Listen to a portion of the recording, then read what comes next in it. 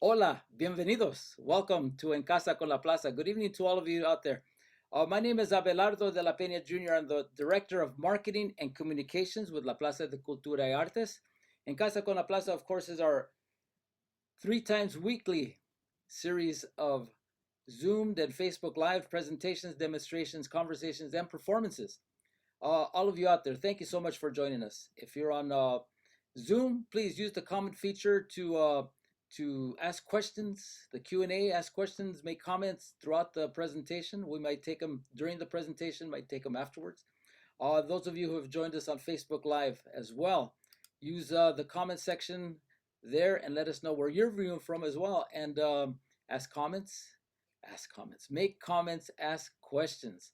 All right, before we get started, let me thank our sponsors, CVS Health, Aetna, Union Pacific Foundation, Kaiser Permanente. Thank you so much for your corporate sponsorships. Also, funding has been provided by the California Humanities and the National Endowment for the Humanities as part of the American Rescue Plan Act of 2021 and the Institute of Museum and Library Services for the advancement, support, and empowerment of America's museums, libraries, and related organizations. Bit of an update of what's going on at La Plaza. If you haven't been to La Plaza, now's the time.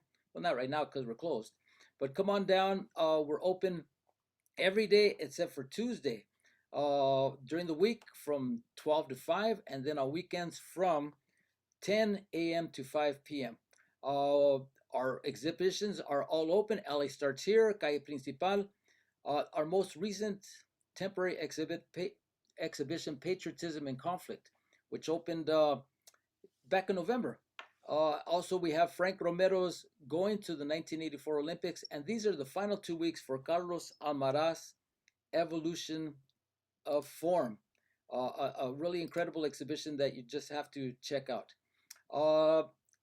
As I said, we have the exhibition Patriotism and Conflict, Fighting for Country and Comunidad. It's centered around the Chicano Moratorium, but also we talk about not just the anti-war activism, but also those that served in the military. So that's what today's En Casa session is about. So let me introduce to you our host I'm the presenter, but our host, the moderator for today's presentation, Esperanza Sanchez, my dear colleague. She's a LA-based curator and public historian, currently serving as the associate curator at La Plaza de Cultura y Artes. She's held archival, curatorial, and educational positions at the Autry Museum of the American West, the Museum of Latin American Art, MOLA, and Cal State University at Northridge. So please join us, Esperanza. Thank you so much, Abelardo. Hello, everyone. Thank you all for being here. It's always a pleasure. And thank you, Abelardo, for hosting these events and presenting. As Abelardo mentioned, I'm the associate curator at La Plaza, and I have been there for over 5 years. And we are going to be talking about patriotism and conflict today, but we also have a special guest who I'm very happy to also introduce you to today. I'm going to introduce you to Dr. Tomás Sandoval. He's an associate professor of Latinx Studies at the Pomona College. He's also in a joint appointment in the History Department and the Intercollegial Department of Chicana, Chicano, Latina, Latino Studies. He also teaches classes on Latinx history, oral history, post-war social movements, and race in the 20th century in the United States. Summer Sandoval is also the author of Latinos at the Golden Gate, Creating Community Identity in San Francisco, which was published in 2013. And he's currently writing On the Edge of Things, Latinx America and the Vietnam War, a book-length study based on oral history that he conducted with Latino Vietnam veterans and their families. And he's also an advocate of public-facing humanities. He uses these same oral histories to curate a public history exhibition, which was titled Voices Veteranos, Mexican American and the Legacy of Vietnam, which opened in the spring of 2017. And more recently, he also wrote and produced a stage play titled Ring of Red, which opened in the fall of 2018. But before, so I'll go ahead and let Tomás speak in a little bit. We're going to talk about patriotism and conflict. So I'm going to go ahead and share my screen with everyone so you can see the presentation that we are going to be conducting tonight to get an idea of what patriotism Patriotism and Conflict is about, but also get an idea of some of the themes that we talked about and we would like more people to see in the exhibition. Sorry about that. Thanks for showing my screen. Let me go ahead and open this up for you all. So Patriotism and Conflict, Fighting for Country and Comunidad opened on November 5th of 2021, excuse me. The exhibition will be closing in June 19th of 2022. We are very excited about this exhibition because it is an exhibition that has been in the making since March of 2019. Originally, it was supposed to open on August 28th of 2020, but because of the pandemic, we had to take some time, and also because our museum was closed. But it also allowed us the opportunity to do more research. And this is my first solo exhibition. I've been with the Plaza for 5 years and other institutions as well. So I've co-curated a lot of exhibitions with my fellow co-curators. But for this exhibition, Patriotism and Conflict, one of the things and the reason why this exhibition is titled that way is because we are looking at the Chico Moratorium and the accumulation of people that came, over 30,000 people that participated, but we also look at the history of the other Chicana moratoriums that occurred before August 29th of 1970 and the protests, but also we look at the history of Latinos and Latinas who participated in multiple wars in the United States, and how their patriotic duty was not only to serve, but a lot of them who also came back from the service got involved in many aspects to help the community that they lived in. And so that's why we named it Patriotism and Conflict, because we were looking at the patriotic duties that people have, not only for fighting for their country, but also working with their community and bringing some of those civil rights and opportunities back to their community. So we are looking at the patriotic aspect of it. So one of the reasons why we are presenting today is because we want people to learn more about the Latinx contribution, but also in particular when it happened to services in the military. And as I mentioned, the topic of research, we focus on history, art, society, politics, and culture. And here I'm sharing a photograph from the Rafa Ariola collection, which is the San Fernando Chicano Moratorium that happened on July 18, 1970. So we were very lucky that while I was doing this research in the summer of 2019, I was given access by Javiera Flores from the Chicano Studies Research Center at UCLA, which has this vast collection of photographs and documents from the Rafa Ariola collection.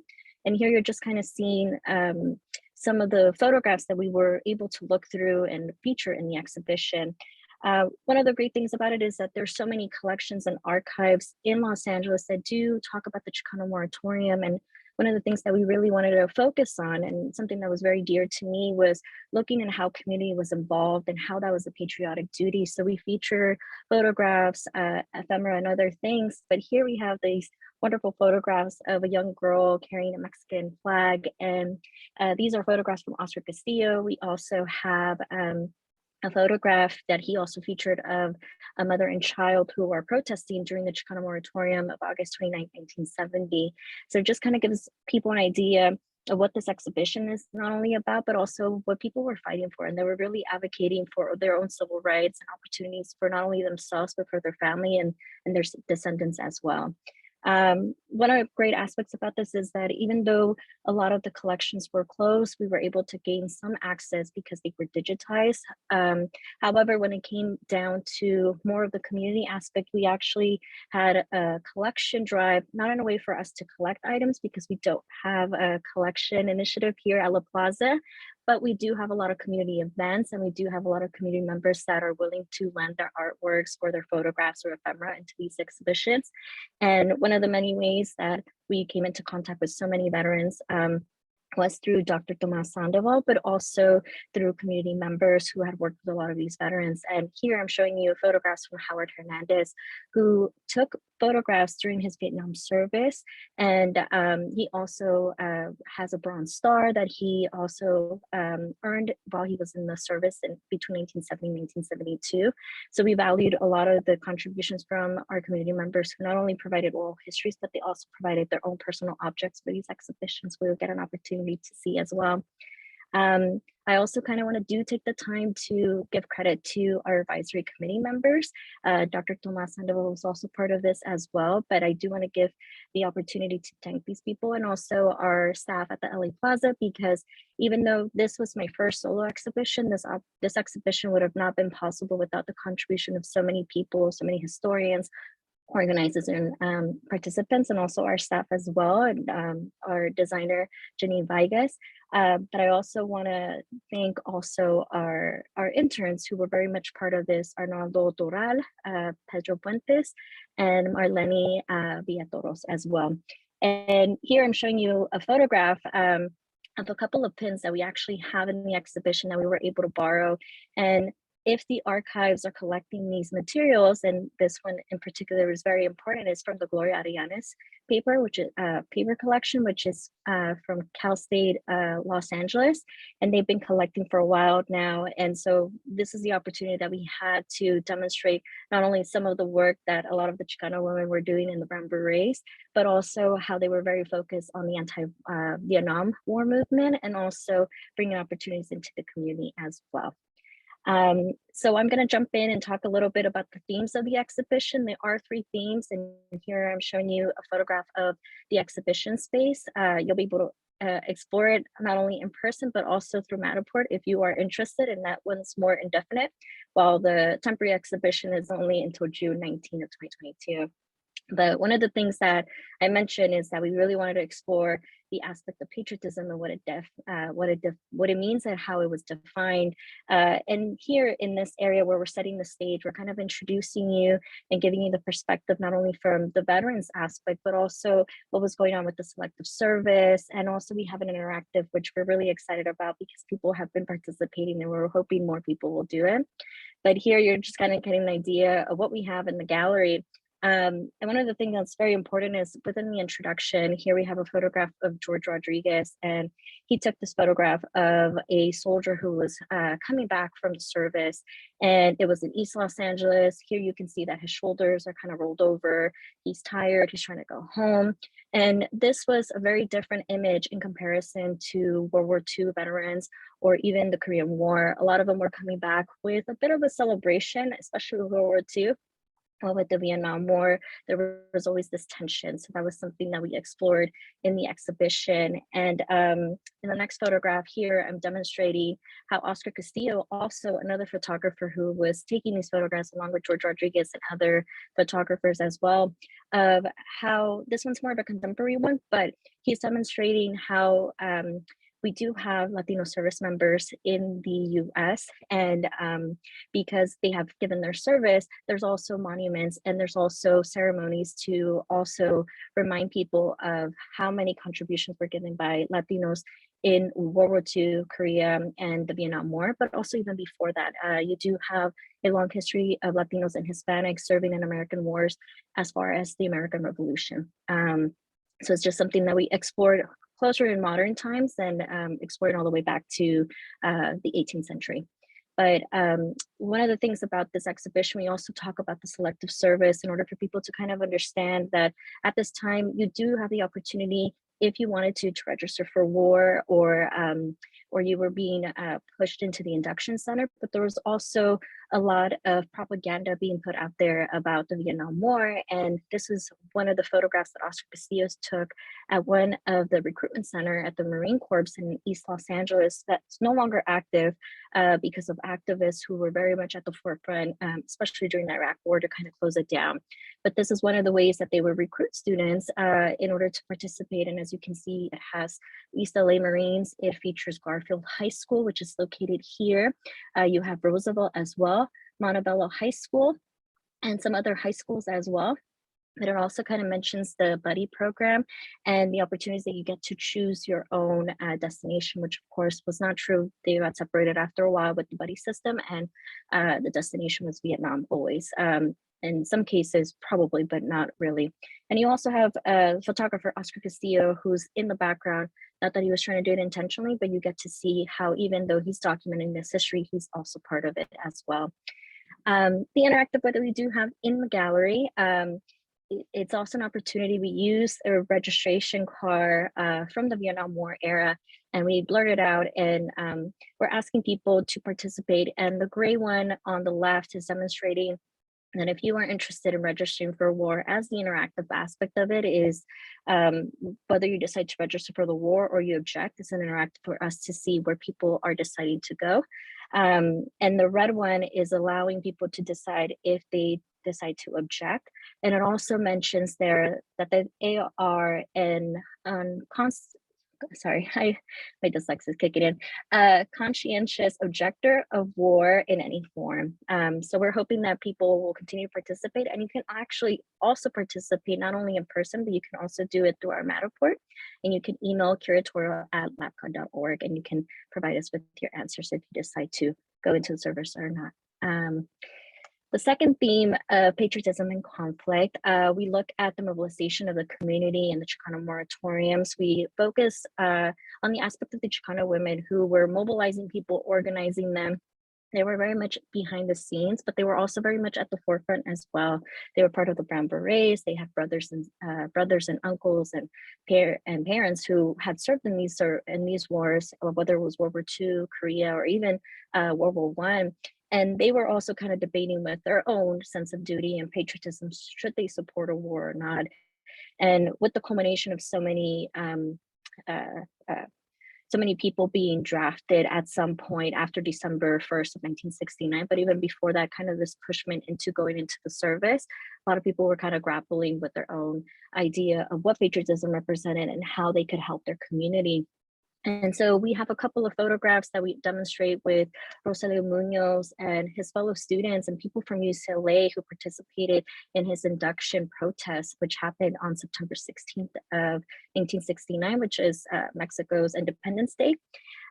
We also do include the culmination of so many protests, which was first with September 16, 1969, and then of course December 20th, 1969, which is the first Chicano moratorium, which was mobilized by the Brown Berets, and there was about 1,000 people, and it just continued to cultivate into the February 28, 1970 Chicano moratorium, which had about 5,000 people. And then in the summer, you have here a photograph from Rafael, which occurred at the San Fernando Chicano moratorium, which was roughly between 7,000 to 10,000 people. And people are protesting. You have a mother who is now looking into the fact that she had a son once and he's now in Vietnam and he's no longer living. And so you have a lot of people from the community being involved in the Chicano moratorium. And then of course, one of the things that we want to emphasize is that even the American GI Forum and a lot of veterans started to turn as well and decided that they didn't want their children, they didn't want their community to also be involved in Vietnam because it was an unjust war. We do look into this aspect in the gallery. So here we have a photograph to kind of demonstrate the culmination of it. We have the July 18th, August 27th, and August 29th, which led to 30,000 people being at the Chicano moratorium.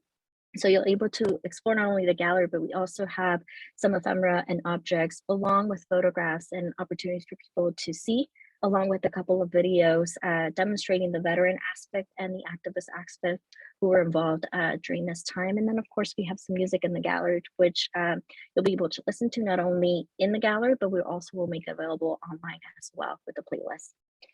In section 3 of Patriotism and Conflict, we look at the aftermath and the legacy of the Chicano moratorium. And this is right in between August 29th of 1970. So we have a couple of photographs, and we also do talk about the people that were injured and the people that also died during that protest. We also look at the legacy of the Chicano moratorium and then how it is connected to today. Why is this important to our community, but also to generations today? So here I demonstrate a photograph from the Raza Archive, which is at the Chicano Studies Research Center. And this one is a very still image. You do see that a young Mexican-American man is being arrested. You do see that the officers are standing here, 3 or 4, I believe, while in the background, you see an older woman, you see children, and you see people kind of not running away, but moving away from the Chicano moratorium, because by this point on August 29, 1970, at a later date, because of an incident that happened at a liquor store, it escalated to the point where people were being arrested and beaten by police officers and sheriffs. So here we have a photograph of the gallery you do see that we do have photographs not only from La Raza La Raza Archive, but we also have an image of Ruben Salazar because that is the tragedy of what occurred during that time. And then I'm going to go ahead and the next slide. In the legacy section, we do move over to the aspect of after the moratoriums, people continue to protest. So we do have artwork and photographs relating to what was going on after the Chicana moratorium, but we also do talk about how people focused on working on voting rights, education opportunities, reducing US involvement in military and other wars. But also on top of it, you do have there's discussion about veterans' rights, about the justice and equality moving forward. And you also have immigration as well. And here we have not only these artworks from these artists who are responding to what's going on during their own time period, but we also even have a cake that was produced by Patrick Martinez. And he's looking at Ruben Salazar and something that we're very much familiar with, but he's looking at the legacy of Ruben Salazar and how the Chicana moratorium not only affected our lives, but his life as well. As someone who was advocating for the Chicano community through his LA Times articles and column, but also through his live segment with KMX as well, Channel 34.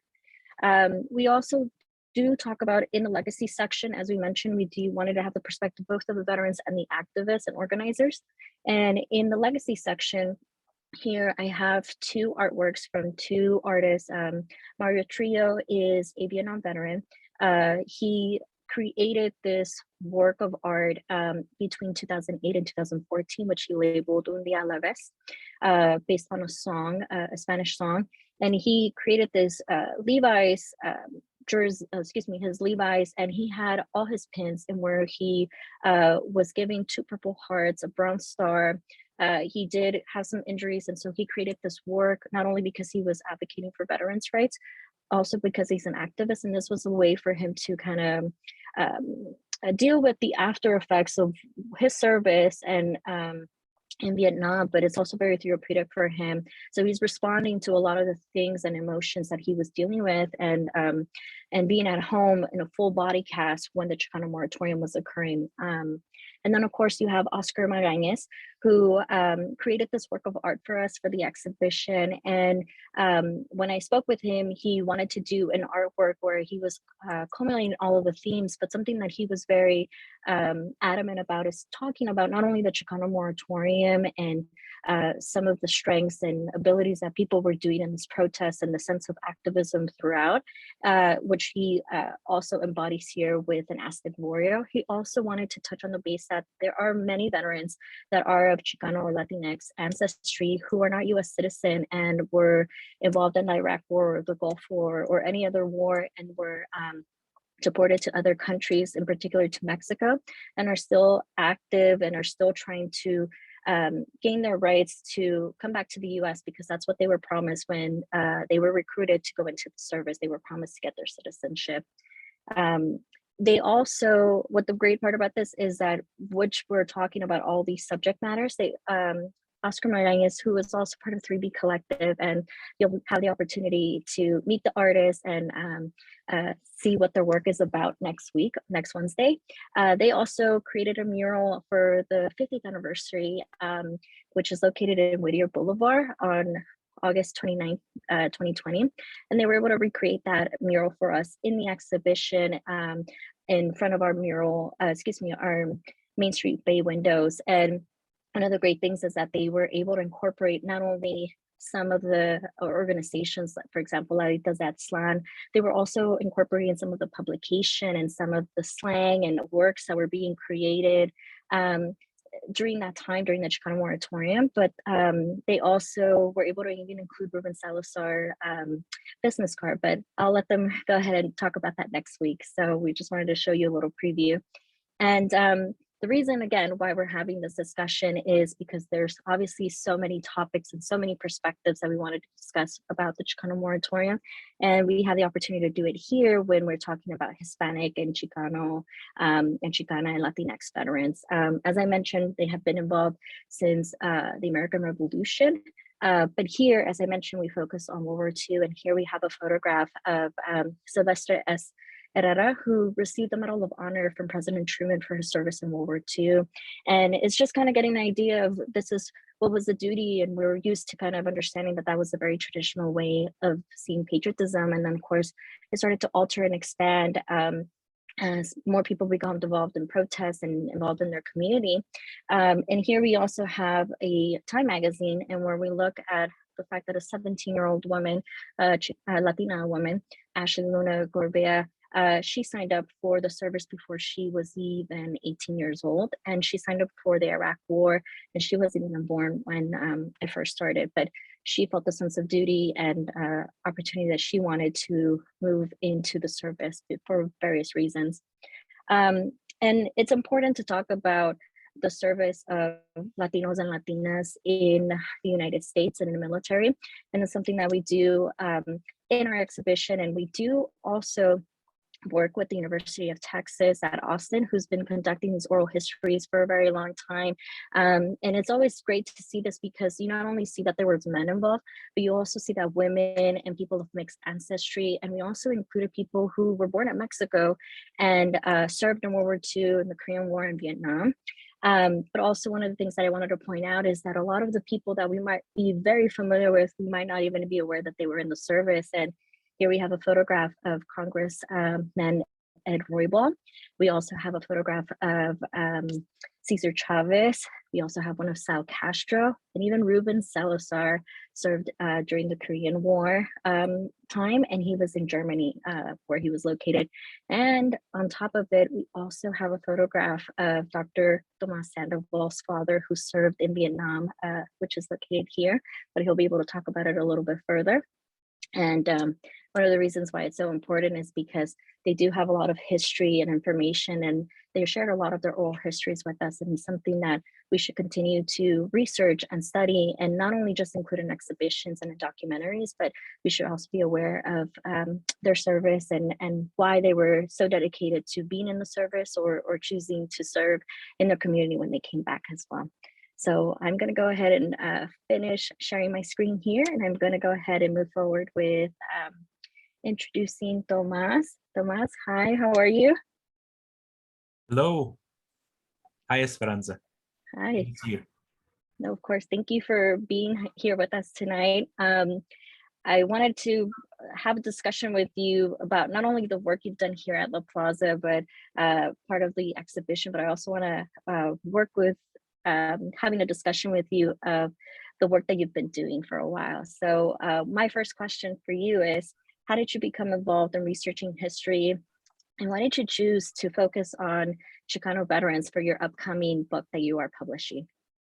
Yeah, well, thank you. Thank you for having me, and also for the question. I think, you know, when my students ask me, like, how did you become a historian? I think I always answer it the same way. And I talk about my upbringing. I come from a family who told lots of stories and who preserved sort of our knowledge of each other and the world through stories. And I've always been attracted to history, and more importantly, to sort of knowing more about, you know, my community, who I saw as my people, who I didn't get to see inside of history textbooks. And so, you know, when I studied history, I focused on primarily on Chicanos and Chicanas in the Southwest and in California, even more specifically.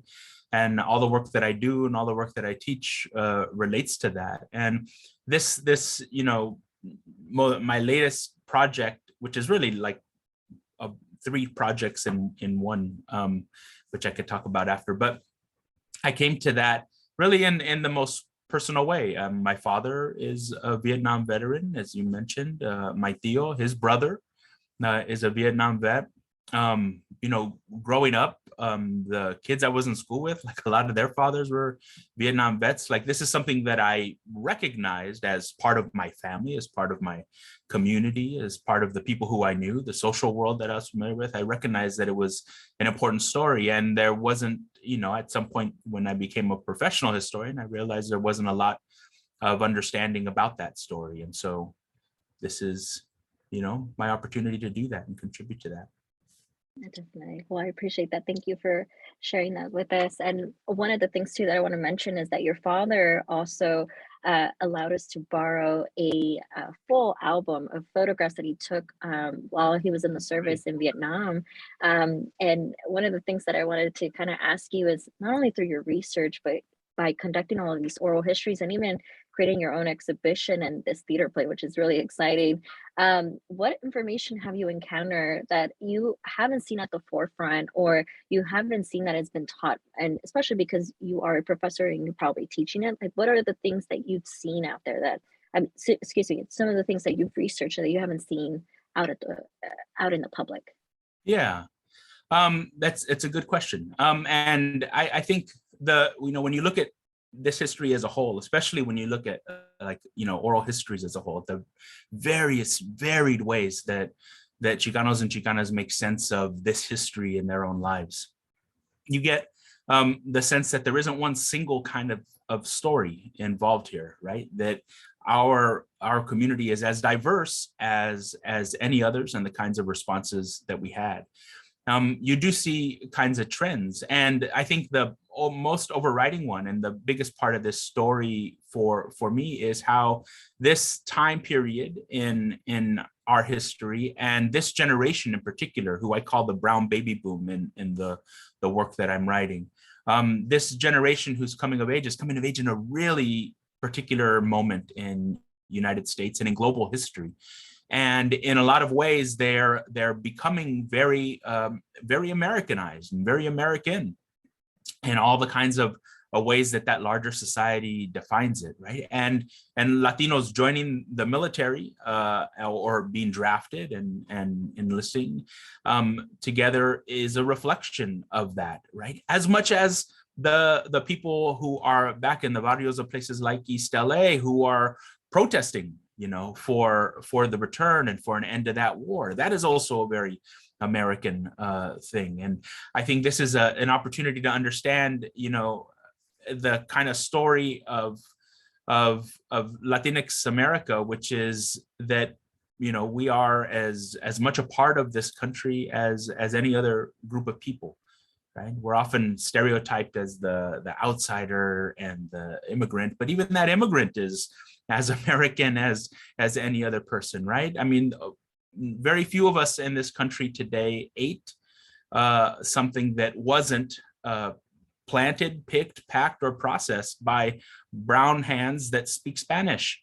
And that's life-giving work, right? That is the most important kind of work inside of this country.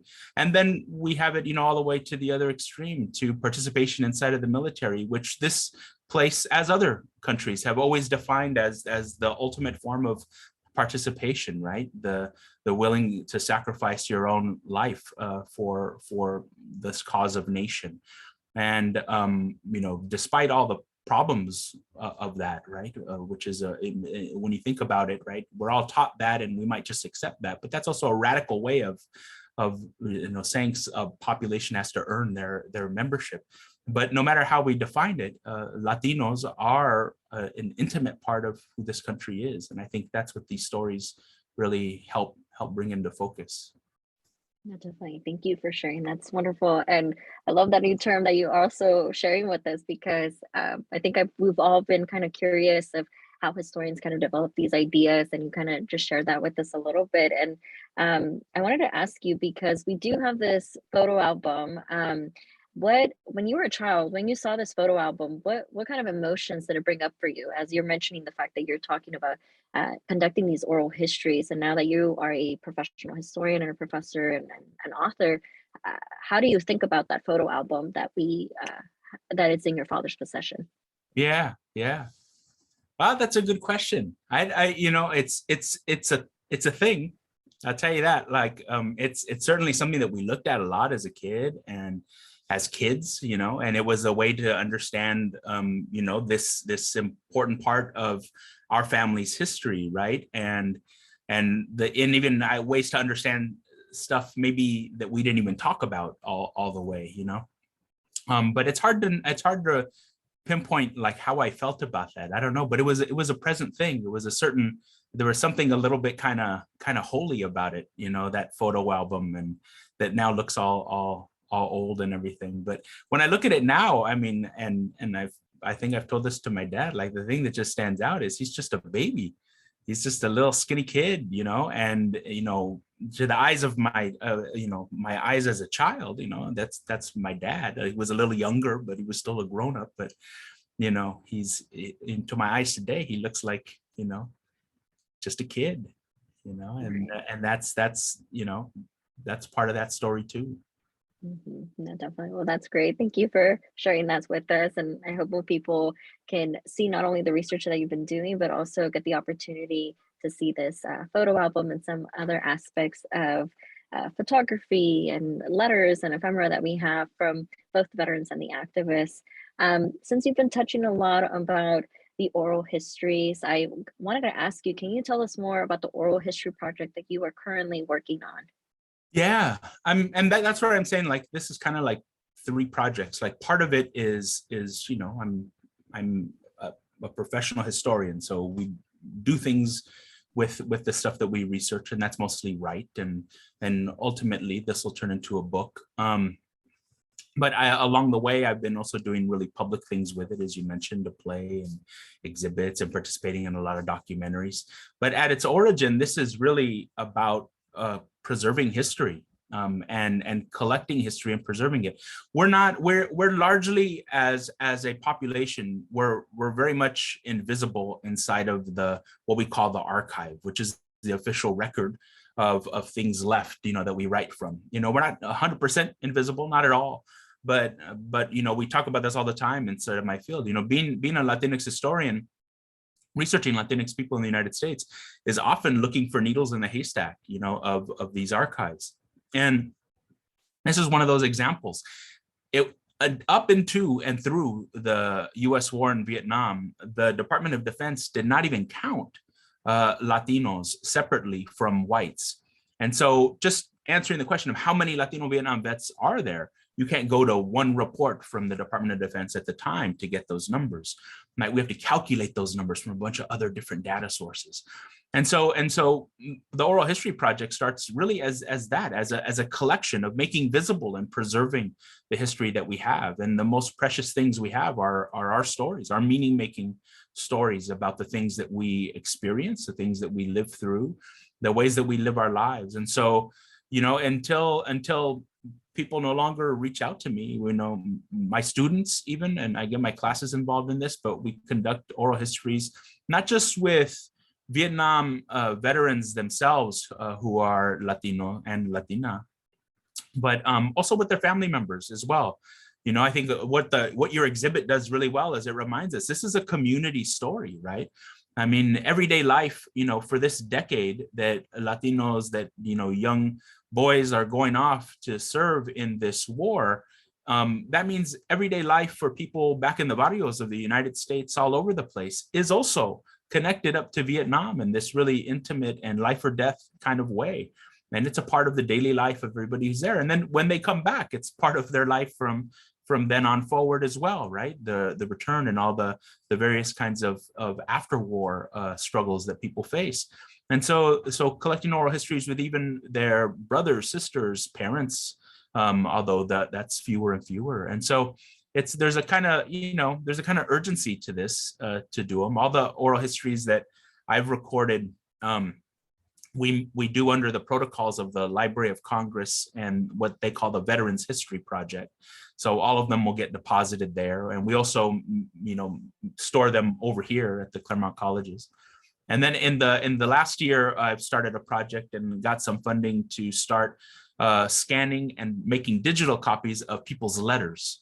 The letters that veterans wrote that while they were serving in Vietnam, wrote back home, and the letters that they have of people writing in the other direction from you know, LA over to Vietnam. And preserving those letters is a real, I mean, there's a sense of urgency there, right? Like every day, letters like that are getting destroyed, you know, as people pass on, and they're just getting sort of, you know, tossed out. And that's a real precious, you know, historical source too. That one's recording the actual daily life that people had and how they were making sense of things and what is said in those letters and what isn't said.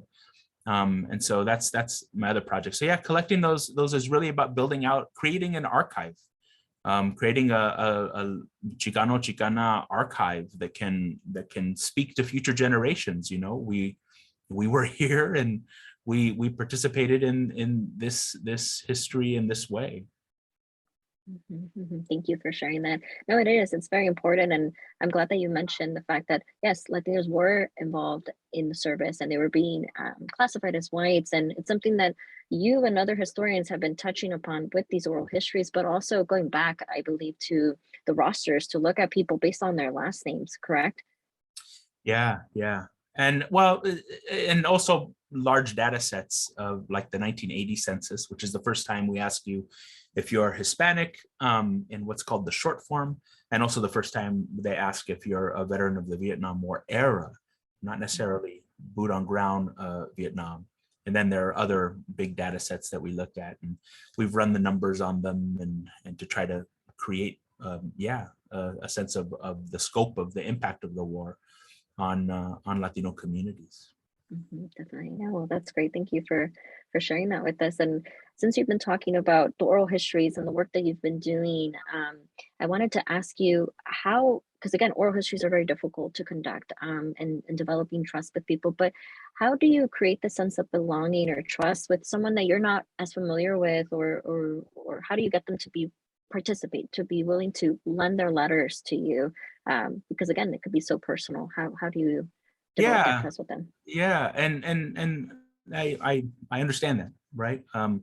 I think the first part about that, whether it's an oral history or whether it's, you know, someone sharing their documents with you, is I'm not trying to twist any arms, you know, especially when it comes to oral histories. There's a lot of people who don't want to talk about this history, who aren't still, you know, at a place where they can. And that's all right, right? That's part of their journey, and that's their real decision.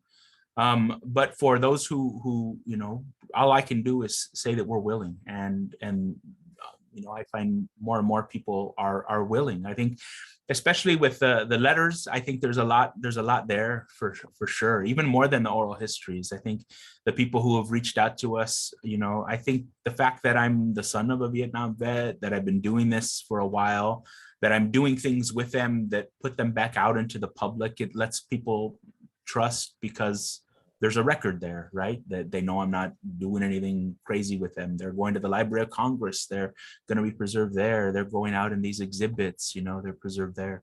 And with letters, I think there's a lot that you have to talk to people about as well. There are intimate things sometimes in those letters that people don't want preserved, and that's fine. You know, people don't have to give me those letters. I won't scan those.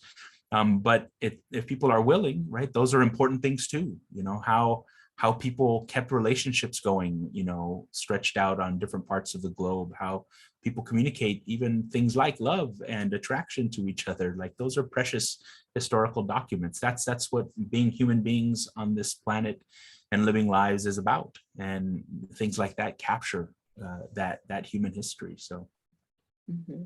Definitely. Thank you for saying that, because it is very important. And also, I'm glad that you mentioned that, because we do have photographs and we have letters in the exhibition, but you're also very in tune with all of these veterans, because you've been doing this research for a very long time, and you're able to put me in contact with other people, especially during the pandemic, because we were limited with how many people were going out and about. And so one of the questions that I wanted to ask you is, during the pandemic, and especially we're still in it today, like, how were you able to develop these kind of collecting initiatives or workshops or opportunity for people to get to know you, get to know the project? Because as you mentioned, it helps that you are a Vietnam veteran's son, but what if someone doesn't know you, or doesn't know what the oral history project is about? How is it that you're able to reach out to other people outside, I guess, outside of the Vietnam veterans community? I mean, really, during the pandemic, that's hard to do, right? Because you don't go as many places, and you don't, and that's better for everybody involved, right? But you know, online communities, and we get the word out that way. Participating in these kinds of events We have a website, like the exhibit Voices Veteranos has turned into the name we use for this collection project, and being a part of those kinds of public facing projects. I think that's how you get the word out. That, I mean, this is, if I did nothing but write books and articles with this, that would be great as a professional historian, but nobody who I'm writing about is going to see those things, right? This is important to be able to turn these into things that the community themselves can see and understand and see their own history reflected back at them, right? And those kind of public projects, or whether they're documentaries or exhibits like this, those are, I think, the ways that I've gotten out the word the most about this. But of course, I'm not the only person doing these oral histories. Every congressional office has people interviewing veterans for Veterans History Project. You mentioned the Voces Project over at University of Texas. Maggie Rivas Rodriguez over there has been doing this for 2 decades. And there's people everywhere who are doing that. So it's a community effort there too. Definitely. No, it's good, and I thank you for mentioning that, because it is very important. And like you said, this history, it's better to put it out to the public, because you want people to reflect and see that their contributions are being acknowledged. Because it's definitely true, when you're writing articles or books, it only stays in a certain community, and you're doing these presentations, it only stays there, doesn't go beyond it. And I'm glad that you brought it up, because I wanted to ask, because you've done all of this research, not only about Latinx history, but also Chicano and Chicana veterans. But how did you come about with this theater play that you ended up creating during the exhibition or after the exhibition? I'm a little curious about it. Yeah, that's one of those public ways, right? Of being able to take these stories. And the way that I did that was took about 24 of the oral histories and created 6 people out of those that could narrate stories on stage. And I got a wonderful support from an organization to fund it, and I had wonderful actors who, I'm not a theater professional, but I know oral histories, I know stories, I know those kinds of narratives, and I was able to do that job as a historian. But then it was in the hand of people who are way more talented than I am. A director named Rose Portillo, who really gave it life, and actors, including my father, who's become an actor in his retired life, and he was one of the actors up on stage.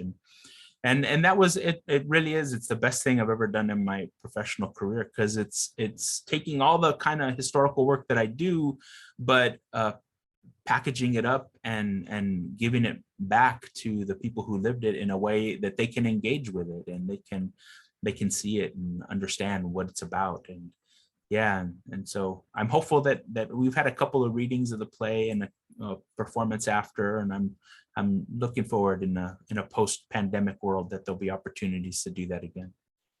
Definitely. No, that would be wonderful. I think people would really be excited about it, to see it in person if they have the opportunity, or even if there's a recording, that'd be nice too. And I guess my very last question that I'm going to ask is, because you keep talking about how it's important to tell this history, but also to make it accessible to everyone, not just within the academic aspect of it. What advice would you have for any young man, woman, older or younger, sorry, that was kind of awkward, young or older, who are interested in history, who want to get this information out there? What kind of advice would you give them in order to do this research, or topics that they're interested in becoming more professional into? Yeah, well, I mean, I work at a college, and I want to encourage everybody to go to school and to pursue these kinds of things. There is a training there, but I think the bigger lesson is, and the way that I even write about it in my academic work, like I told you, we're talking about an archive, right? An archive is a collection of the stuff that is left over of a society that historians go back to write their stories. And I think being part of the community that we're a part of, I think what you have to recognize is that there's a living archive. There's a living archive that is among us, that is in our houses with our families, that's in our block, in our neighborhood, that's in our broader community, our broader population. And that living archive is a precious thing because it, like the name implies, at some point it's no longer living, right? And there's always ways that we can preserve that, you know, that we can sit down and record, even just with our phones, you know, people's story and of our loved ones. Ways to preserve the letters and photographs, you know, and save them for future generations. The hard part is, you know, once you have that stuff, what do you do with it? Well, you know, reach out to people like me or people at other Chicano studies departments all over the place, and would be willing to at least help you think it out, you know. But I think that's the first step, right? Is to record and preserve that archive that's all around us. It's in our families and it's in our neighborhoods. Definitely. Thank you for sharing that, because it is very important. And I'm glad that you mentioned that it needs to be digitized. It needs to be accessible to people, especially when it's personal matters, letters or photographs or postcards or any other thing, right, regarding this time period and era. So it's wonderful that you're bringing up the aspect that people do need to share this information, and the only way to do that is by contacting professors and stuff. Yeah. I mean, I'll say one more thing. Like, very often, and just go back to the question you asked earlier, you know, people don't think that, oh, well, my life isn't that important. You know, the things I did is nothing important. My letters are not important. My story is not important. But it is.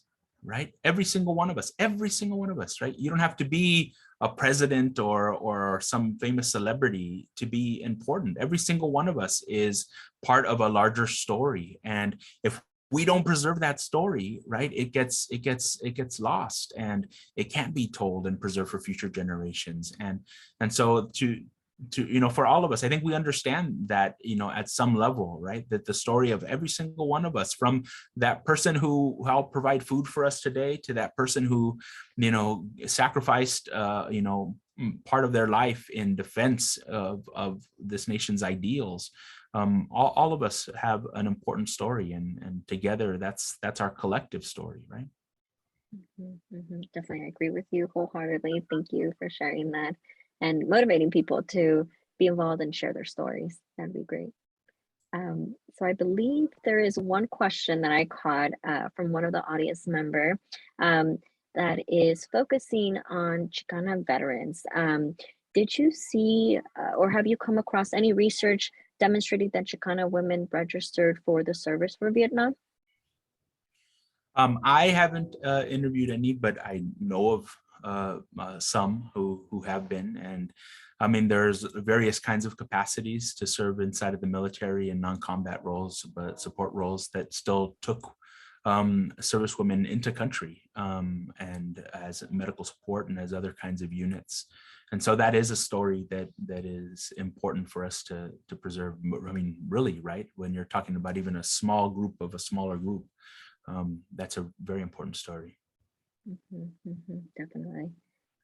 Thank you for answering that question. And that question came from Maria E. Garcia, I believe. So I'll pass it over to Abelardo. All right. Hi.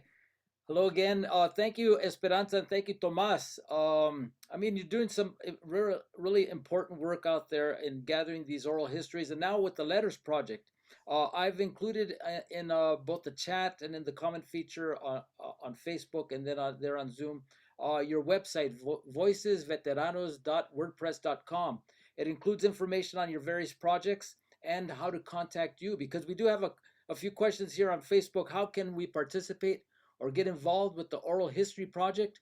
My dad was a Vietnam vet, as well as some uncles. That's from Irene Quiros. Oh, wonderful. Yes, email me. Okay, and his email address, I wrote that as well. It is tfss@pomona.edu. We also have Christine Anguiano saying she can't wait to read about these personal stories. My father didn't feel comfortable sharing his experiences with us. Is that something that you find common with Vietnam vets? Very much. I mean, again, to go back to your question, Esperanza, That's been an interesting dynamic where I'm the age of a lot of their children too, and very often when they sit down, this is the first time they've told their story, right? And so that's interesting, right? I've interviewed people all over the place who have who've told their story lots of times in lots of different venues, and others who are doing it for the first time. And again, that kind of diversity is reflective, I think, of this experience. Okay, we have a question here from Karen Cruz Hendon, somebody we all know well. The question for Tomás: what are some of the reactions from younger generations that you've witnessed, even your own students who have experienced your oral histories? How do you see your collection shaping their perspectives or path? Yeah, that's a really good question. And it's a really long answer, but I'll give one slice of it because I think this is the most interesting. I teach a lot of students who are not only immigrants, but also first generation whose families migrated after the Vietnam War, right? There's been a huge, and this is one of the dynamics of Latinx history, generally speaking, right? Is that we're constantly, being remade and reconfigured as a people by immigrant populations who are coming. But a huge chunk of us are people who came to this country and are descendants of people who came to this country after the Vietnam War. Stories like this help them connect to this country in a meaningful way, right? They help them understand the varied kinds of ways, the good and the not so good ways that people have been a part of this country's history. And they help them, I think, see how they're part of a much longer story, right? They might not have been here very long, but they are part of a story that has been here as long as there has been a United States and even before. And that's to me, I kind of what history is all about, right? Is connecting to the past so that we understand our present and feel like we're headed in some direction in the future. And that's what these kinds of stories help do. All right, thank you. Thank you to all who joined us today. Here we have on Zoom Rachel Delgado. My late husband would not speak of his time in Vietnam. It was a bitter experience. As in conversations I've had with Vietnam vets, including my cousin's husband, Vietnam vet, special forces. I mean, even I mentioned to him about coming to witness the exhibit that we have there at La Plaza de Cultura y Artes. He said, "Hey, don't trigger me," which is, I take seriously. I don't bring that subject up and respect his wishes. And unfortunately, that's the experience of a lot of Vietnam vets. But the work that you're doing and gathering these oral histories, now gathering the letters, it's really making an impact. So thank you for that. Here on Facebook, George Chavez, thank you both for the presentation. Very informative, and I look forward to future stories like this. And Irene Quiroz also saying that she had never thought about herself as a female vet, always thought about males in the family in Vietnam, but not the women. So yeah, there are women who did experience that overseas tour, and I guess this is a good venue to reach out to Tomás to let him know about your history. So thank you for that. Okay, con eso, any final thoughts, Tomás? Just thank you both for including me tonight, but more importantly for the wonderful exhibit that I hope everybody gets a chance to go see. So thank you. All right, Esperanza, any final thoughts here? Yes, I just want to say thank you all for being here tonight. Also, Dr. Sandoval too, for helping us throughout this process and doing this amazing work and still motivating your students, but also motivating a lot of people to share their stories and opportunities to be immersed in not only Latinx history, but also in the United States history as well. So thank you so much for all your work and for the introduction to all these incredible veterans who also shared the stories with us at La Plaza. And we're very grateful. So thank you so much. And of course, your father too, Tom Sandoval, for being a willing participant and allowing us to have this amazing photo album, which to this day, I'm very excited about because I've never seen something like that ever in my life. To see actual photographs of him in the service, him around I can't even remember the base, and then of course photographs that he was sharing back with your mother, his wife as well, and his children. So thank you. All right. Well, that wraps it up for tonight's En Casa con la Plaza. Of course, this session was tied to our exhibition, which both Esperanza and Tomás spoke of, Patriotism and Conflict, Fighting for Country and Comunidad. It'll be there at La Plaza until June. I encourage all of you to come check it out. And if you're not able to because you're not close to La Plaza, living somewhere else, go to our website, lapca.org, click on exhibits, click on exhibits on view, click on Patriotism and Conflict, and you'll be able to actually go through the galleries using our Matterport technology to get a 3D virtual tour of the exhibition. You could look at all the photographs, the letters, the listen to the songs. I mean, this is an incredible exhibit that you'll be able to experience from the comfort of your own casitas. All right, with that, if you were able to, thank you for joining us. If you want to watch the session again, or you just came in the middle where we recorded it, we'll be posting it on our Facebook page at La Plaza LA, along with all our other En Casa con la Plaza sessions. Also on our Facebook page, also on our website, lapca.org. Coming up on En Casa con la Plaza, we have this Friday a little bit of an entertaining session with modern Chicano soul, talking about what they call soldies. Taking the lowrider songs, the R&B, the grinder ballads, bringing them up to date in these modern times. So join us this Friday, February 4th. Next Wednesday, this same time at 7, we have another collaboration with the exhibit, Uplifting Communities Through Large-Scale Art, with the 3B Collective, who painted a beautiful mural outside on our Main Street bay windows. And you could check it out next Wednesday at the same time at 7 o'clock on En Casa con la Plaza. So with that, thanks to our sponsors, Union Pacific Foundation, Kaiser Permanente, Aetna CVS, California Humanities, National Endowment for the Humanities, and the Institute of Museum and Library Services, and of course, our friends and colleagues at La Plaza de Cultura y Artes. Buenas noches, Tomás. Buenas noches, Esperanza. Thanks to all who joined us, and we'll see you soon next time. Okay. Goodbye. All right, good night, everybody.